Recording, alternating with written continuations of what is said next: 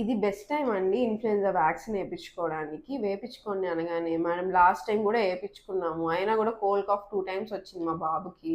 Already vaccine వేసాక గూడా cold, cough వస్తుంటే మళ్ళీ ఇప్పుడు వ్యాక్సిన్ ఏపిచ్చడం అవసరం అంటారా అని అడిగారండి. జెన్యూన్ క్వెషనే.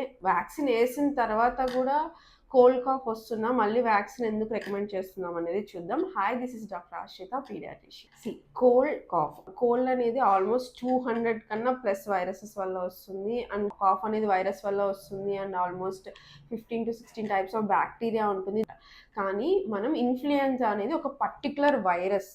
ఆ వైరస్ వల్ల వచ్చిన కోల్డ్, కాఫ్‌కి కొంచెం high risk group of people అనేది ఉంటారనమాట. High risk group of people అంటే వీళ్ళకి ఈ ఇన్‌ఫ్లుయెన్జా వైరస్ వచ్చింది అంటే ఆ ఫ్లూ లైక్ సింప్టమ్స్ వచ్చినప్పుడు అది చాలా కాంప్లికేట్ అయ్యి వాళ్ళకి long stay 8-10 days illness period ఉండడము, ఇంకా సివియర్ అయితే కాంప్లికేట్ అయితే ఐసీయూ అడ్మిషన్ రిక్వైర్మెంట్ ఉండడము అండ్ వెంటిలేటర్ హెల్ప్‌కి దాకా వెళ్ళే ఛాన్సెస్ ఉండడం అనేది ఉంటది.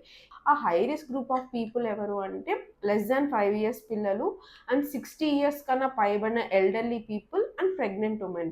చిన్న ఎగ్జాంపుల్, ఇట్స్ వ్యాక్సిన్ అనేది ఒక చిన్న హెల్మెట్ లాగా. లైక్ హెల్మెట్ ఎందుకు వేసుకుంటాం? యాక్సిడెంట్ అయితే మన హెడ్ కి మేజర్ ఇంజురీ కాకుండా ఉండడానికి వేసుకుంటాం.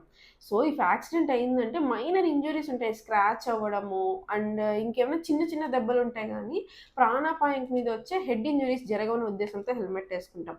ఈ ఇన్ఫ్లుయెన్జా వ్యాక్సిన్ కూడా సేమ్ కాన్సెప్ట్ అనమాట. ఈ వ్యాక్సిన్ వేసుకోవడం వల్ల ఫ్లూ అటాక్ అవుతుంది, కానీ చైల్డ్ బాడీ ఆల్రెడీ దానికి ప్రిపేర్ అవుతుంది కాబట్టి 2-3 డేస్లో ఆ ఫ్లూ అట్లా కోల్డ్ కాఫ్ వచ్చి సబ్సైడ్ అయిపోతుంది. సో తప్పకుండా ఒకవేళ 5 ఇయర్స్లో మీ బేబీ ఉంటే ఈ ఇయర్ ఇన్ఫ్లుయెన్జా వ్యాక్సిన్ అనేది ఈ మే నుంచి జూలై లోపు తీసుకోండి. Thank you.